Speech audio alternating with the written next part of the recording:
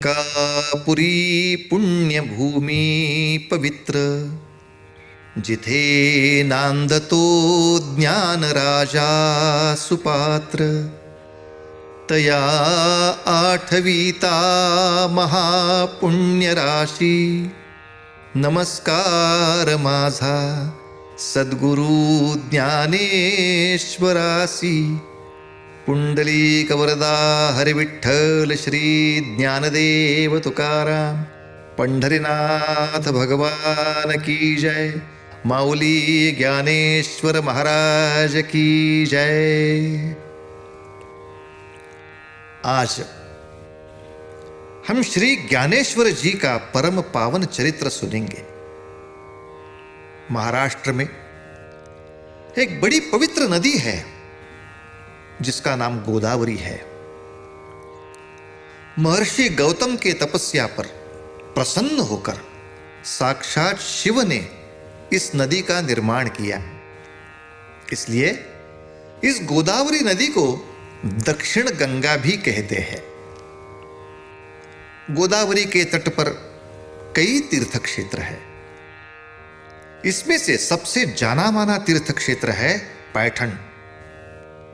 पैठण केवल तीर्थ क्षेत्र नहीं है, उसे दक्षिण काशी कहते हैं। भारतवर्ष का प्रमुख धर्मपीठ है काशी। वो उत्तर हिंदुस्तान में स्थित है, तो दक्षिण हिंदुस्तान के लिए पैठण यहां का अंतिम धर्मपीठ रहा है। धर्म विषय कोई समस्या हो तो वो समस्या पैठण के धर्मसभा के सम्मुख लाई जाती थी और पैठण के धर्मसभा का निर्णय अंतिम रहता था। ऐसे पैठण तीर्थ क्षेत्र के निकट एक छोटा सा गांव था, आपे गांव। वहां के रहिवासी गोविंद पंत कुलकर्णी बड़े धार्मिक थे, दयालु थे। छोटे मोटे पौरोहित्य के साथ साथ वो वहां के गांव का प्रशासन का भी थोड़ा भार संभालते थे। बड़े सुख से जीवन व्यतीत हो रहा था। भगवान की कृपा से उनके घर एक कुलदीपक ने जन्म लिया। बड़ा ही सुंदर रूप था उस बालक का, साक्षात विष्णु भगवान जैसा। तो माता पिता ने उसका नाम रखा विठ्ठल। महाराष्ट्र में पंढरपुर तीर्थ क्षेत्र में भगवान विष्णु का बड़ा प्राचीन मंदिर बहुत ही लोकप्रिय है। उस मंदिर में स्थित भगवान विष्णु का जो रूप है उसे श्री विठ्ठल कहते हैं। तो इस बालक का रूप साक्षात विष्णु जैसा, इसलिए माता पिता ने उसका नाम निश्चित किया विठ्ठल। समय बीतता गया, बालक विठ्ठल युवा हो गया, लौकिक ज्ञान से परिचित तो हो गया, फिर भी अध्यात्म ग्रंथों के अध्ययन से उसका मन वैराग्यशील भी हो गया। गृहस्थाश्रम स्वीकारने से पहले तीर्थ यात्रा की अभिलाषा उसके मन में जाग उठी। तो अपने माता पिता का आशीष साथ लेके विठ्ठल तीर्थाटन को निकल पड़ा। और तीर्थ घूमत घूमत श्री विठ्ठल आलंदी नगरी आए और सिद्धेश्वर का रम्य मंदिर देखते मन ही मन सुख पाए। विठ्ठल पंत आलंदी आ गए। यह आलंदी तीर्थ क्षेत्र इंद्रायणी नदी के तट पर है। वहां सिद्धेश्वर का यानी कि भगवान शिव का बड़ा ही सुंदर मंदिर है। वहां का रम्य परिसर देख लिया तो उनके मन में निश्चय ही हुआ, बस यहां कुछ दिन रहेंगे, कुछ अनुष्ठान करेंगे, कुछ पुरस्चरण करेंगे। तो विठ्ठल पंत ने उसी मंदिर के परिसर में जो धर्मशाला थी वहां निवास किया। दिन भर पुरस्चरण चलता था। दोपहर में 5 घर भिक्षा मांगते थे और उसी अन्न ब्रह्म से संतुष्ट हो जाते थे। आलंदी नगरी को अलंकापुरी भी कहते हैं। इस आलंदी नगरी में एक सिद्धोपंत नामक ज्येष्ठ विद्वान रहते थे। उनकी नजर ये होनहार युवक पर पड़ी। उन्होंने सब जानकारी ले ली। ये विट्ठल पंत है, ये आपे गांव के है और बहुत वैराग्यशाली है। तो सब जानकारी लेने के बाद अपनी पुत्री का विवाह प्रस्ताव रखा। तो विट्ठल पंत ने कहा, प्रणाम सिद्धो पंत जी, लेकिन जब तक ईश्वर की आज्ञा नहीं होती तब तक यह संभव नहीं। और योग देखो, उसी रात भगवान स्वयं उसके सपने में पधारे, विवाह का आदेश दिया और यह भी कहा कि तुम्हारे विवाह से तुम्हारे घर 4 ईश्वरी अंश जन्म लेने वाले हैं। उनके अभिभावक तुम दोनों बनोगे। आदेश हो गया। सिद्धोपंत के पुत्री का नाम रुक्मिणी था। कैसा योग है, इसका नाम विट्ठल, उस पुत्री का नाम रुक्मिणी। तो विट्ठल रुक्मिणी का विवाह संपन्न हुआ और आपे गांव में गृहस्थाश्रम शुरू हुआ। इन दोनों की सुखपूर्ण गृहस्थी देखकर विट्ठल पंत के माता पिता ने बड़े संतोष से अपनी जीवन यात्रा समाप्त की। लेकिन कुछ दिनों के बाद विट्ठल पंत की वैराग्य इच्छा उसे फिर से सताने लगी। वो बार बार अपनी पत्नी को कहने लगे कि मुझे काशी क्षेत्र जाना है, मुझे संन्यास ग्रहण करना है, मुझे अनुमति दे दो। ऐसा बार बार सुनकर रुक्मिणी उदास हो जाती थी। वो अपना दुख किससे कहती? ना ससुराल का आधार था और उसके माता पिता दूर आलंदी में रहते थे। दुख बताती तो भी किसे? एक दिन विट्ठल पंत ने हर रोज की तरह पूछा, मैं काशी क्षेत्र जाना चाहता हूं, मैं संन्यास लेना चाहता हूं, मुझे अनुमति दे दो। मेरा मन नहीं लगता इस संसार में, प्रपंच में मेरा मन नहीं है, मुझे अनुमति दे दो।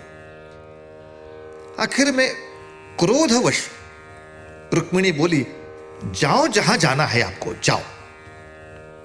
और उस क्रोधवश संभाषण को वो सहमति समझ बैठे। विट्ठल पंत काशी गए। एक आश्रम में जाकर यतिराज से सन्यास की दीक्षा ग्रहण की।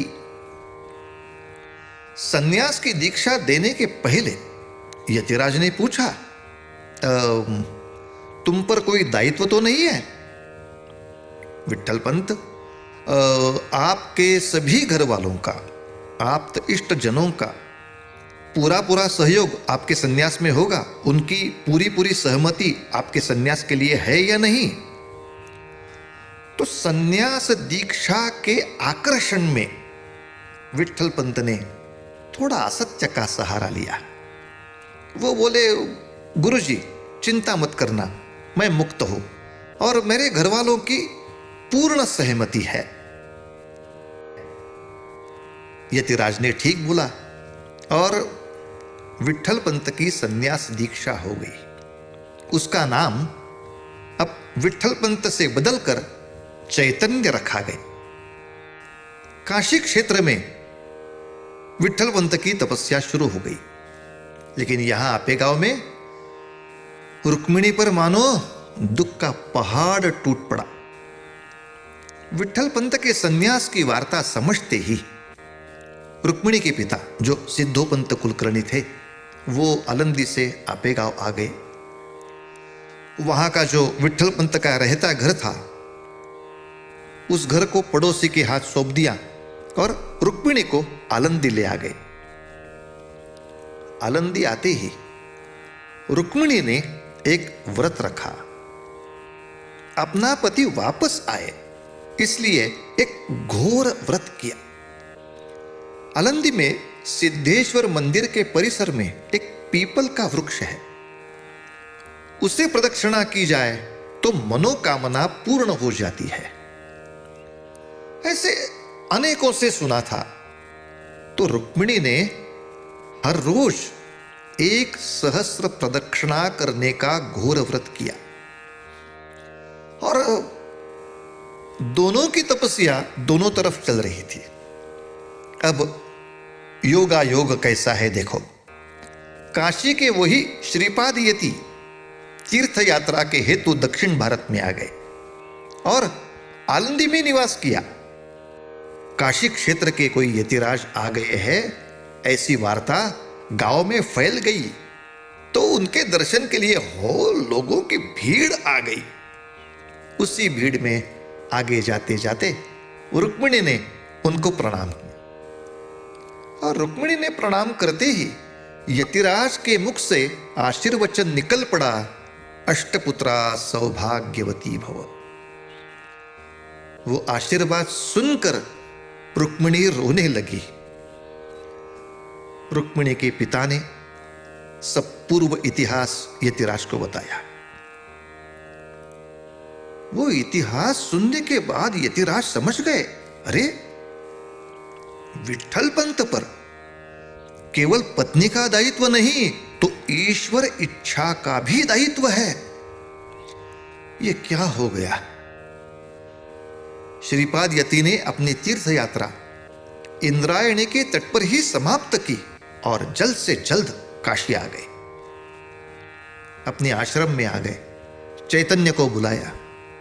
बहुत क्रोधवश हो गए। श्रीपाद यति बोले, चैतन्य ये तूने क्या किया?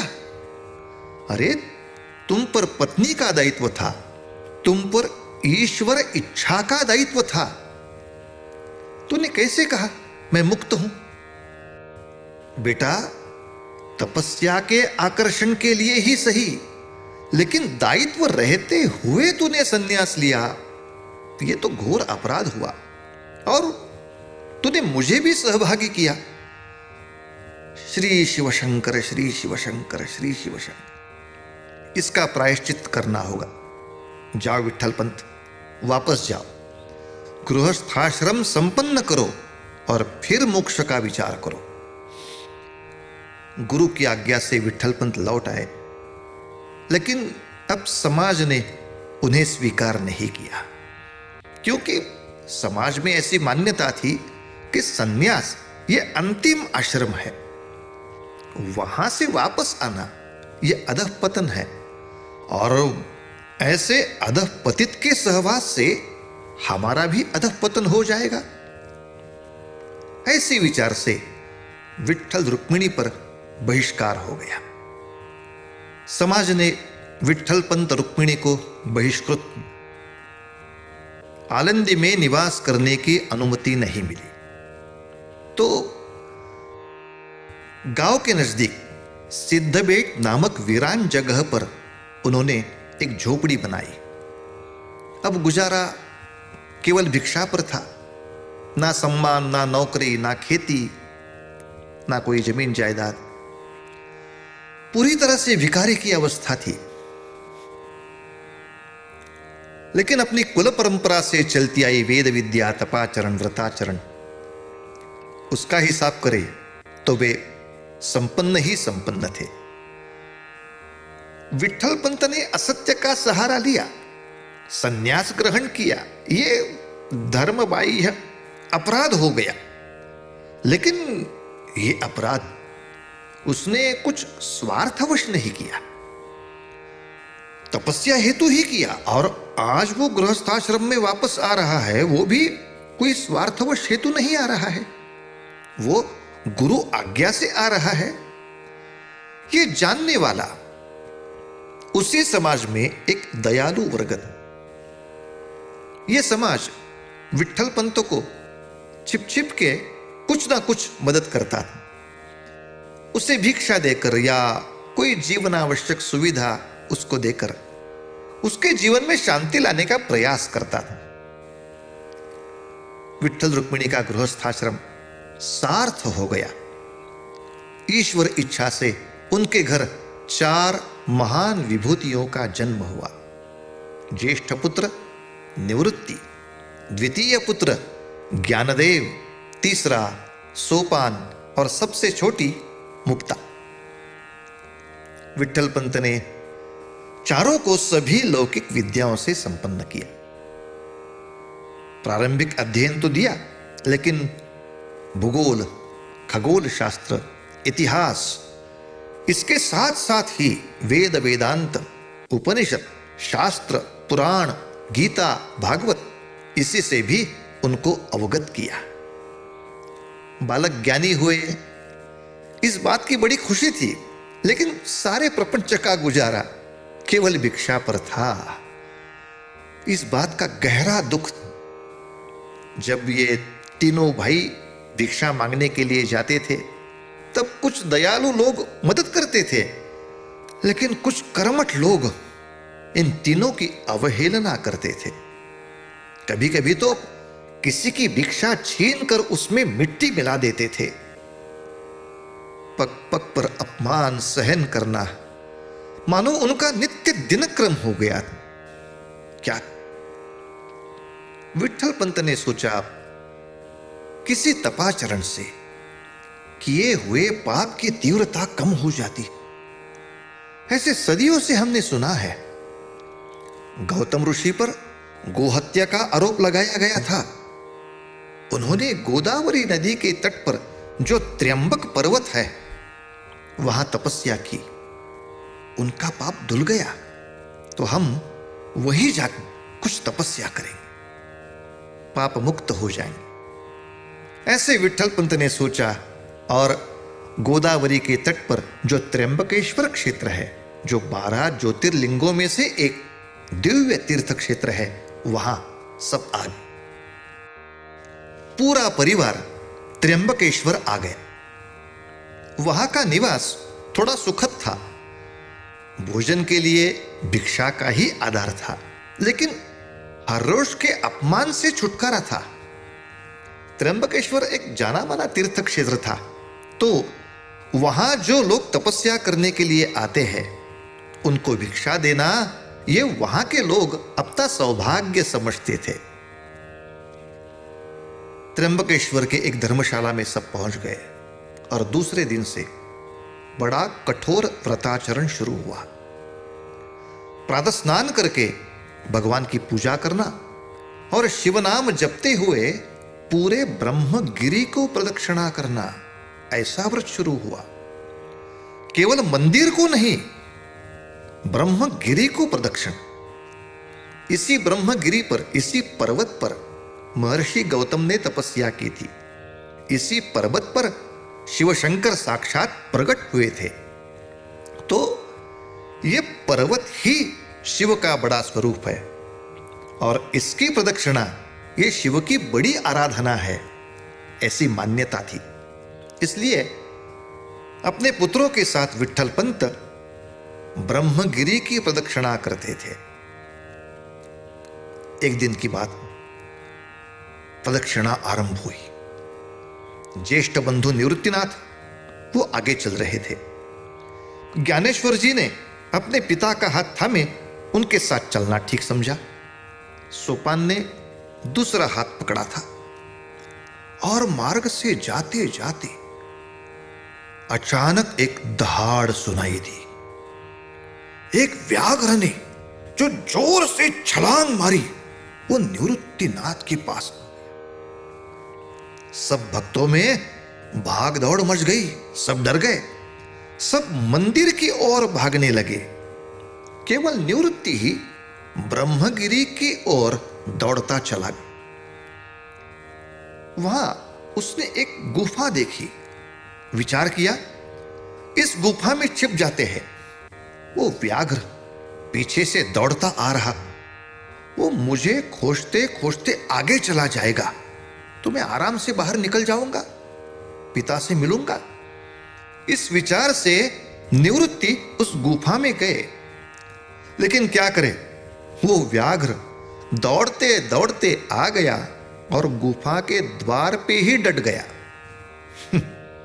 अब गुफा के बाहर निकलना असंभव था, तो निवृत्ति ने सोचा चलो अंदर भीतरी विभाग में जाते हैं, शायद वहां से कोई दूसरा रास्ता मिले। तो गुफा के अंतरी भाग में जाते जाते एक दिव्य ऋषि के दर्शन हुए। उस दिव्य साधु ने निवृत्ति को अपने पास बुलाया उसने कहा, आओ निवृत्ति, आओ, मैं तुम्हारी ही राह देख रहा था। मैं गुरु गोरक्षनाथ का शिष्य हूं, गहनीनाथ। हमारा अधिकतर जीवन ऐसे जंगलों में ही जाता है, ऐसे गुफाओं में जाता है। ये सभी वन्य पशु हमारे अधीन है। मैंने ही व्याघ्र को भेजा था तुम्हें लाने के लिए। हमारा घोष है अलख निरंजन। जिनके सुख के प्रति समाज का कोई ध्यान नहीं, वो सब होते हैं अलक्ष्य। और ऐसे अलक्ष्य लोगों को निरंजन पर राह पर लाना, ये हमारा काम है। आप जैसे अनेक अलक्ष्य बालकों का समाचार हम ठीक ठीक तरह से रखते हैं। हमें तुम्हारी पूर्व कथा सब ज्ञात है। निवृत्ति, आज समाज तुम्हें अपमानित कर रहा है, पीड़ा दे रहा है। स्वाभाविक है कि तुम्हें क्रोध आ जाए, लेकिन क्रोधवश उस समाज को पीड़ा देना यह विचार स्वाभाविक है, लेकिन यह हमारा संस्कार नहीं है। अपनी तपस्या से खुद इतने बड़े हो जाओ कि यह समाज अपने आप आपके शरण में आ जाएगा। मुझे आदेश हुआ है कि तुम्हें नाथ संप्रदाय की दीक्षा दी जाए। आप सब बंधु जन्म जन्म तपस्या करते हुए अब तपस्या पूर्ति के लिए ही यहां अवतरित हुए हो। मैं तुम्हें नाथ पंथ की दीक्षा प्रदान करता हूं। इसके साथ तुम्हारे पूर्व जन्म की तपस्या के फलस्वरूप कुछ दिव्य शक्तियां भी आपको प्रदान करता हूं। गहनीनाथ ने दीक्षा दी और यह भी बताया कि यह सारा ज्ञान, ये सारी शक्तियां तुम्हें अपने भाइयों तक पहुंचानी है। गुरु का आशीर्वाद मिला। निवृत्ति से वो निवृत्तिनाथ हो गए। निवृत्तिनाथ ने अपने पिता के पास आकर सब वृत्तांत बताए। ज्ञानदेव, सोपान और मुक्ता में यही दीक्षा परावर्तित की। अपने बच्चों का यह बड़ापन देखकर माता पिता को धन्य धन्य हो गया, धन्य धन्य। त्र्यंबकेश्वर क्षेत्र का व्रताचरण पूरा किया और सब आलंदी ग्राम वापस आ गए। आलंदी आते ही विट्ठल पंत ने वहां की धर्म सभा के सम्मुख अपनी विनती प्रस्तुत की कि मेरे जीवन में आश्रम धर्म का उल्लंघन हुआ है। उसका प्रायश्चित मैंने त्र्यंबक क्षेत्र में कठोर तपस्या करके ले लिया है। फिर भी अगर धर्म सभा चाहती है तो कोई अन्य प्रायश्चित हमें दे दे, लेकिन हमारे बच्चों को बहिष्कृत न करे, इन्हें समाज से बाहर मत निकाले। लेकिन आलंदी धर्म सभा कहने लगी, ऐसा आश्रम धर्म का उल्लंघन आज तक किसी ने नहीं किया, तो इसीलिए ऐसे अपराध को देहांत प्रायश्चित्त का विधान ही ठीक रहेगा। घोर धर्माज्ञा। विट्ठल पंत ने उस आज्ञा को भी सहर्ष स्वीकार किया। अपने बच्चों को समझाया, ऐसी ऐसी स्थिति है मेरे बच्चों, हमें तो जाना पड़ेगा, लेकिन हमारे जाने से आपका जीवन सुखी हो जाएगा। अपने बच्चों से विदाई ले ली और विट्ठल रुक्मिणी ने जल प्रवेश करके अपनी जीवन यात्रा को विराम दिया। अब निवृत्तिनाथ सभी के अभिभावक बन गए थे। निवृत्तिनाथ ने धर्मसभा में जाकर कहा, हे भूदेव, आपने जो प्रायश्चित्त दिया वो हमारे माता पिता ने स्वीकार किया। अब हमें समाज में मान्यता दे दो। तब धर्मसभा बोली, वो तो उनके पाप का प्रायश्चित्त था, वो शुद्ध हो गए, आप नहीं। आपकी शुद्धि के लिए एक ही उपाय है, पैठन क्षेत्र जाओ, वहां की धर्म सभा तुम्हें शुद्धि पत्र देती है तो हम आपको शुद्ध मानेंगे। निवृत्तिनाथ, ज्ञानदेव, सोपानदेव और आदिशक्ति मुक्ता पैठन के लिए निकल पड़े। चिलचिलाती धूप, खाली नंगे पांव, वैसे ही पैदल चलते चलते चलते पैठन तक पहुंच वहां की धर्म सभा के सामने अपनी सारी कथा बताई। पैठन के शास्त्र ज्ञाताओं ने वही प्रवचन दोहराया कि बच्चों, ऐसा आश्रम क्रम का उल्लंघन आज तक किसी ने नहीं किया। अरे, जीवन में पहला आता है वो ब्रह्मचर्य आश्रम, बाद में आता है वो गृहस्थाश्रम, तीसरा आश्रम होता है वो वानप्रस्थाश्रम, और चौथा आश्रम है वो सन्यास है। एक बार सन्यास को स्वीकार किया तो वापस किसी ने गृहस्थ धर्म का स्वीकार नहीं किया। ऐसे व्यक्ति के बच्चों का क्या करे, उनकी व्यवस्था कैसी की जाए, उसका कोई प्रावधान किसी ग्रंथों में नहीं। तो एक ही मार्ग है बच्चों, तुम अपना जीवन किसी धर्म क्षेत्र में तपस्यारत होकर बिताओ, बस इतना ही मार्ग है। बात वही समाप्त हुई थी, लेकिन वहां के एक कुटिल विद्वान ने कुछ और बात कही। विट्ठल पंत ने आश्रम धर्म का उल्लंघन किया, पाप किया, लेकिन बच्चों के नाम बड़े अच्छे रखे हैं। आहा हा हा, जिसे भी मुक्ति चाहिए उसको पहले मिलनी चाहिए निवृत्ति, बाद में मिलना चाहिए ज्ञान, तो मिल जाएगा सोपान और उसके बाद मिलेगी मुक्ति। निवृत्ति ज्ञानदेव सोपान मुक्ता। पारमार्थिक मार्ग प्रदीप जैसे नाम है। दूसरा एक कुटिल विद्वान बोला, नाम से क्या होता है किसी का नाम अपने ज्ञानदेव रखा, इसका मतलब ये नहीं कि वो ज्ञानी हो गया।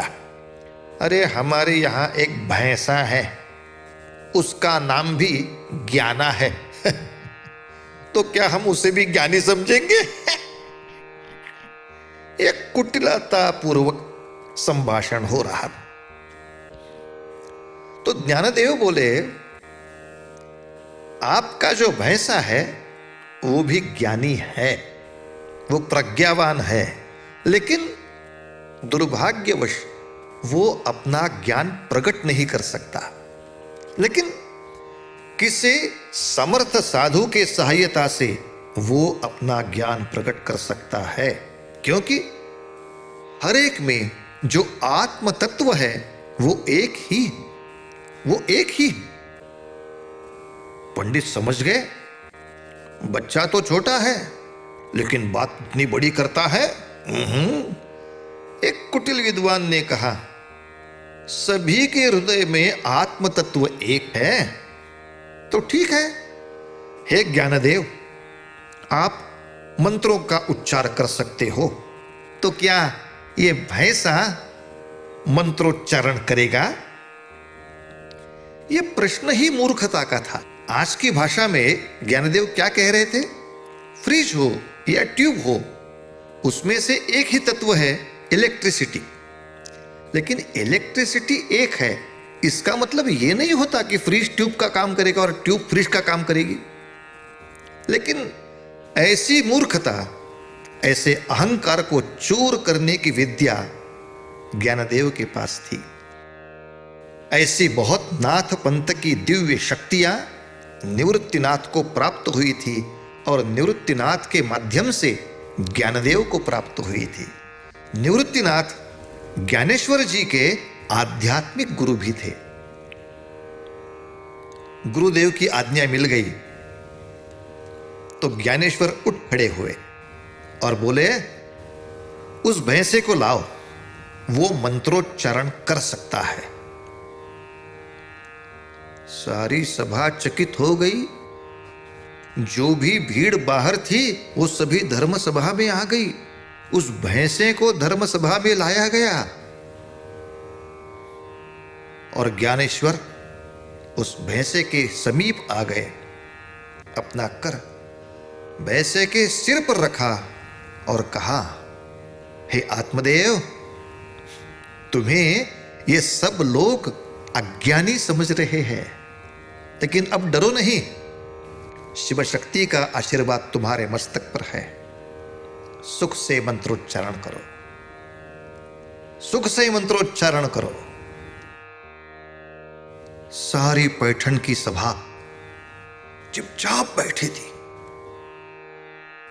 और सारे पैठण ने ही नहीं परंतु सब विश्व ने देखा एक अद्भुत शक्ति का चमत्कार।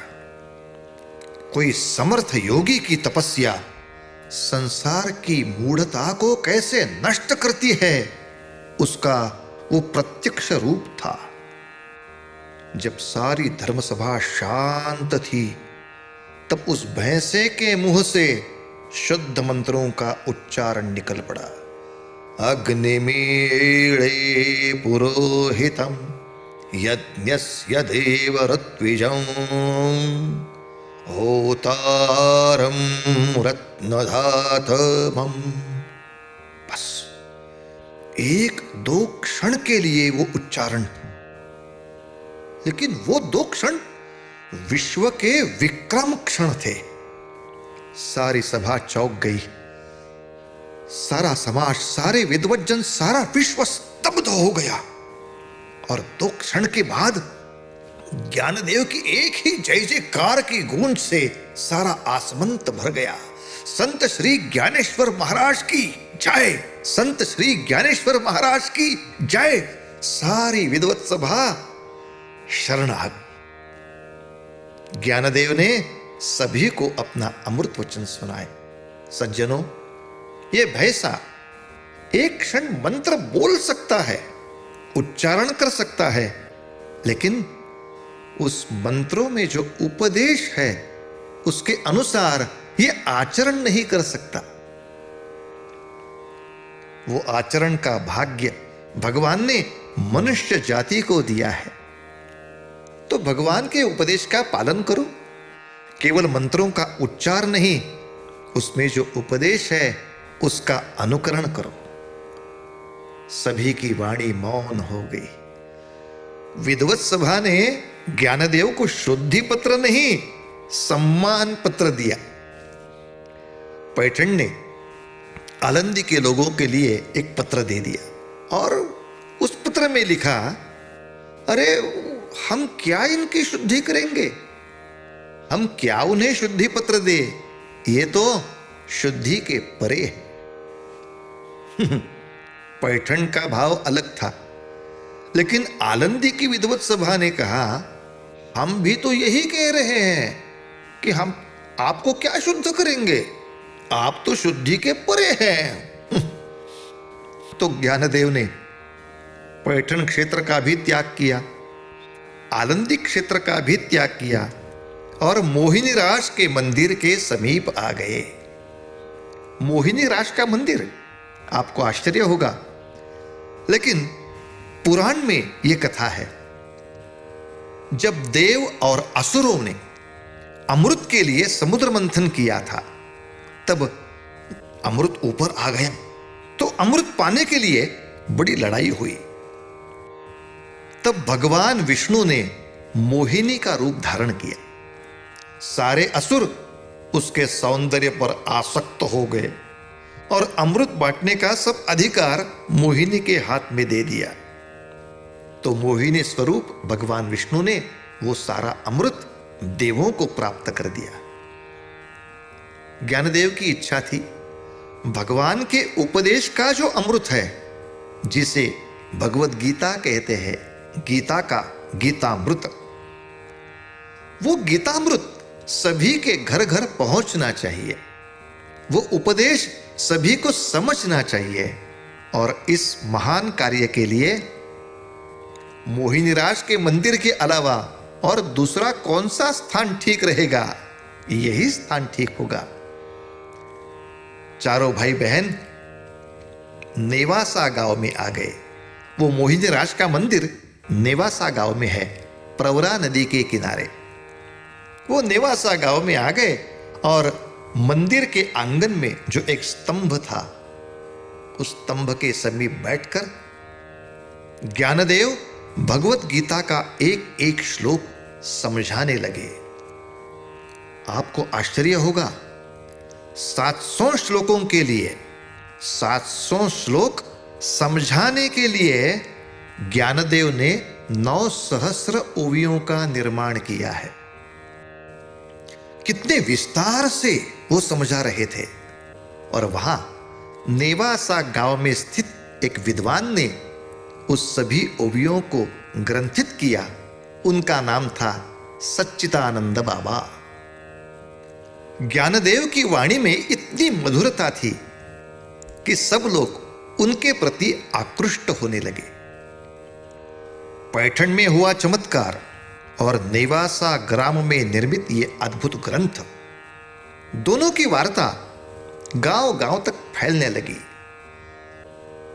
उन चारों की ख्याति देशवंद्य हो गई। महाराष्ट्र में एक भगवत भक्तों का संप्रदाय सदियों से चला आ रहा है। उस संप्रदाय को भागवत संप्रदाय तथा वारकरी संप्रदाय इस नाम से भी जाना जाता है। लेकिन इस संप्रदाय को कोई प्राकृत आधारभूत ग्रंथ उपलब्ध नहीं, तो उस संप्रदाय के विस्तार कार्य के लिए हितकारी ऐसा एक महान ग्रंथ ज्ञानेश्वरी के रूप में महाराष्ट्र को मिला। इसके आधार पर आगे चलकर इस संप्रदाय का विस्तार महाराष्ट्र के हर गांव के साथ, हर शहर के साथ जुड़। इस वारकरी संप्रदाय के विस्तार की बुनियाद है ये ज्ञानेश्वरी। इसलिए महाराष्ट्र में कहते हैं, ज्ञान देवे रचिला पाया उभारिले देवालया। लेकिन ज्ञानेश्वरी के अलावा भी ज्ञानेश्वर जी की बहुत बड़ी ग्रंथ संपदा है। जैसे अमृतानुभव ग्रंथ उन्होंने लिखा है। चांगदेव महाराज को उपदेश करते हुए जो श्लोक ग्रंथित हुए हैं उसे चांगदेव पासष्ठी कहते हैं। और ज्ञानेश्वर रचित जो हरिपाठ है उसका उच्चारण तो भागवत संप्रदाय के हर एक घर घर में हर रोज होता है। कई अभंगों की गाथा उनके नाम पर। संत महंत जब अपना उपदेश कविता के माध्यम से करते हैं तब महाराष्ट्र में उसे अभंग कहते। ज्ञानदेव ने अनेक अभंगों की रचना की है। निवृत्तिनाथ, सोपानदेव, मुक्ताई ने भी बहुत अभंगों की रचना की है। पारमार्थिक प्रगति के लिए ये सभी संतों के अभंग मार्गदर्शक दीपक के समान। ज्ञानदेव, निवृत्ति, सोपान तथा मुक्ता, ये भाई बहन कीर्तिवंत हुए। ऐसी दिगंत कीर्ति रूप ज्ञानदेव सभी के साथ पंढरपुर क्षेत्र आ गए। लोगों ने बड़े उत्साह से उनका स्वागत किया।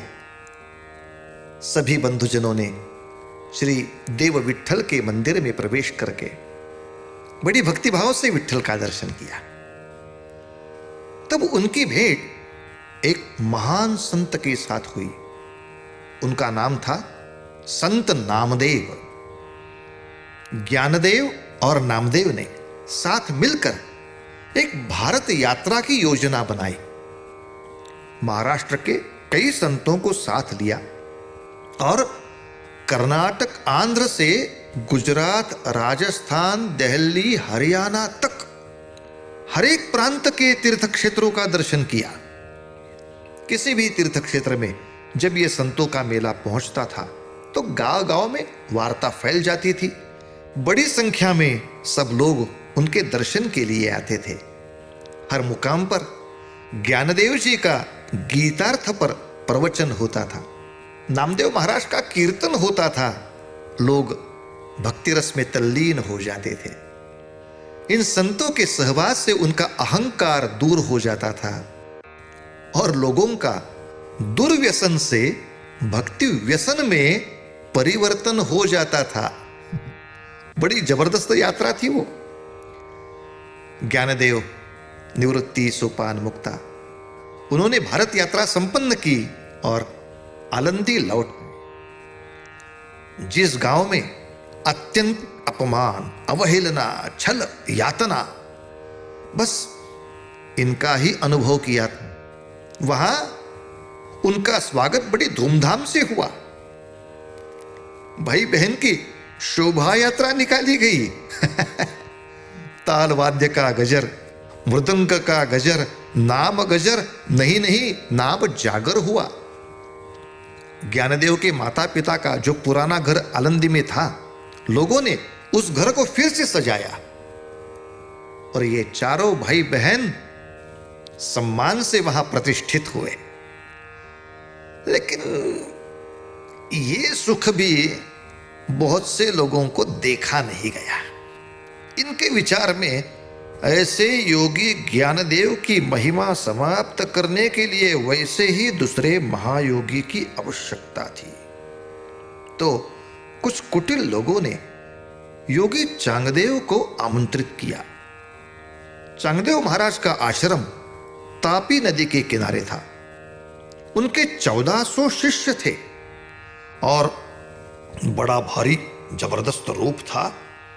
अपनी योग शक्ति के बल पर वो 1400 बरस जीवित रहे थे, ऐसा कहा जाता था।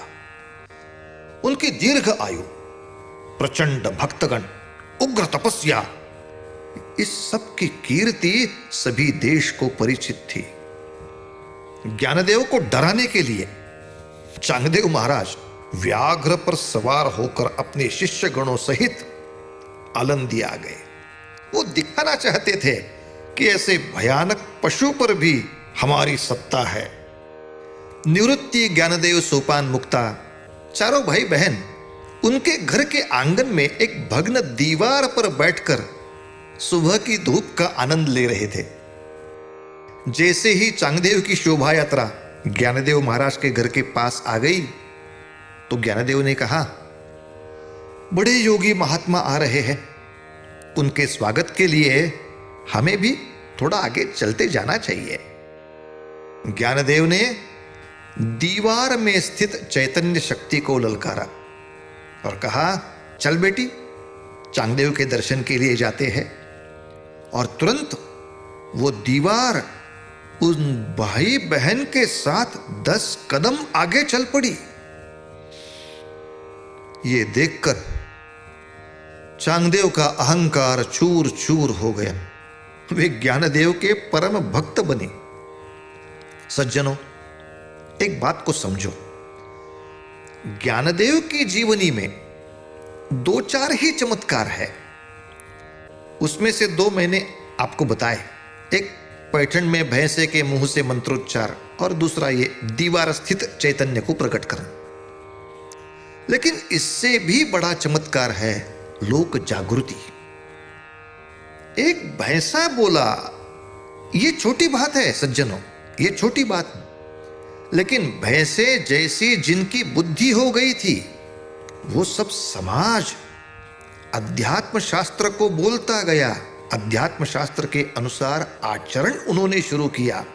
भजन गायन वो समाज करने लगा। ये बड़ा चमत्कार है। वो दीवार तो 1 दिन और 10 कदम के लिए ही चली थी, लेकिन आज 700 बरस वारकरी भक्तों की जो दीवार चलती जा रही है, वो बड़ा चमत्कार है। हमें समझना चाहिए, 700 बरस बीत गए, लेकिन ज्ञानेश्वरी का अध्ययन, उसके प्रति प्रेम, कुतूहल, जिज्ञासा अभी तक समाप्त नहीं हुई। आज भी ज्ञानेश्वरी का पारायण होता है, पठन होता है और उसके अध्ययन से लोग ज्ञान प्राप्त करते हैं और दुख मुक्त हो जाते हैं। ये सब महान कार्य आपका विश्वास नहीं होगा लेकिन ये सब महान कार्य केवल 20 बरस के आयु में पूरा किया है। अपना कार्य समाप्त होते ही ज्ञानदेव ने अपना निर्णय बता दिया कि अब मैं समाधिस्थ हो जाऊं। हे बंधु, देह में रहते हुए अपने कार्य को मर्यादा आ जाती है। अब मैं दिव्य देहधारी हो जाऊंगा। हर एक एक के हृदय को भक्ति मार्ग प्रवण करूंगा। शक्ति रूप में सभी के मन में रहूंगा। समाधि का मुहूर्त निश्चित हुआ कार्तिक वद्य त्रयोदशी। कार्तिक मास की एकादशी तिथि को महाराष्ट्र में बहुत महत्व है। हर आषाढ़ी एकादशी को तथा कार्तिकी एकादशी को पंढरपुर में विट्ठल भक्तों का बड़ा मेला लगता है। तो उस साल कार्तिकी एकादशी का मेला संपन्न हुआ, लेकिन किसी के मन में आनंद नहीं था, उत्साह नहीं था। सब व्याकुल थे कि कुछ दिन बाद ज्ञानदेव समाधिस्थ होने वाले। अब देह रूप में हम उन्हें देख नहीं सकते। एकादशी बीत गई, पौर्णिमा बीत गई, वद्य पक्ष शुरू हुआ। ज्ञानदेव के अंतिम दर्शन के लिए गांव गांव से भाविक आलंदी आने लगे। आलंदी में भक्तों की बड़ी भारी भीड़ जमा हुई। कार्तिक वद्य एकादशी को नामदेव महाराज का कीर्तन हुआ सिद्धेश्वर मंदिर के प्रांगण में। आगे अखंड 2 दिन तक जय जय राम कृष्ण हरि, जय जय राम कृष्ण हरि, जय जय राम कृष्ण हरि, ये घोष होता रहा, जो वारकरी संप्रदाय का मुख्य नाम घोष है। कार्तिक वद्य त्रयोदशी का दिन समाधि का मुहूर्त दिन था। सभी भाविक व्याकुल थे, दुखी थे। नाम गजर में ज्ञानदेव अपने बंधुजन के समवेत अपनी कुटी से निकले। इंद्रायणी का स्नान किया, सिद्धेश्वर महादेव के दर्शन किए, सूर्य वंदना की। ज्ञानदेव ने अपनी समाधि स्थल की ओर प्रस्थान किया। तब मार्ग में हजारों भाविक जन उनका अभिवादन कर रहे थे। उनके गले में तुलसी की माला अर्पण कर रहे थे, पुष्पमाला अर्पण कर रहे थे। साश्रु नयनों से ज्ञानदेव का रूप अपने ही मन में अंकित कर रहे थे। ज्ञानदेव समाधि स्थल पहुंचे। पीछे मुड़कर ज्ञानदेव ने सभी जनता जनार्दन को नमस्कार किया। उपस्थित संत समुदाय को, भक्तजनों को प्रणाम किया। निवृत्तिनाथ के सामने साष्टांग प्रणिपात किया और निवृत्ति ने उन्हें दृढ़ आलिंगन दिया। नामदेव महाराज, निवृत्तिनाथ जी उन दोनों के सहित ज्ञानदेव समाधि गुफा में गए। वहां बिल्व पत्र, तुलसी पत्र से उनका आसन सिद्ध किया हुआ था।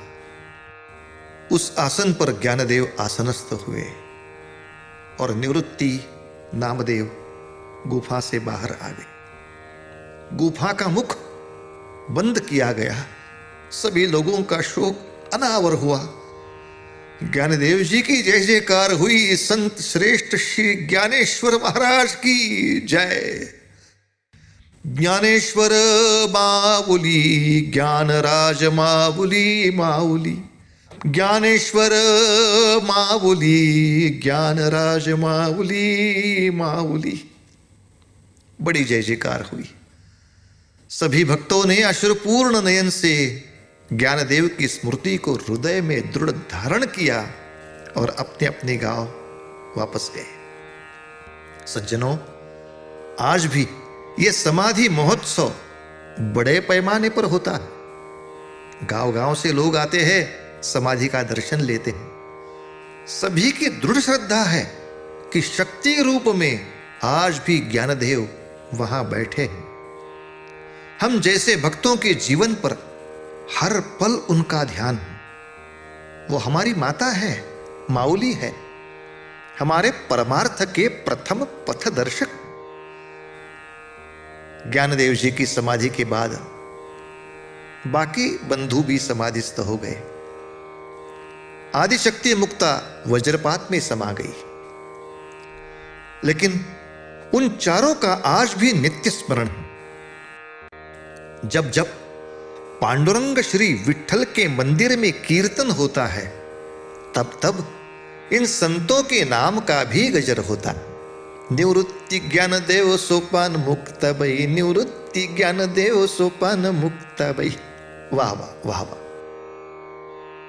महाराष्ट्र के वारकरी संप्रदाय को, भगवत संप्रदाय को तत्वज्ञान का ग्रंथ देने का मूलभूत कार्य ज्ञानदेव ने संपन्न किया।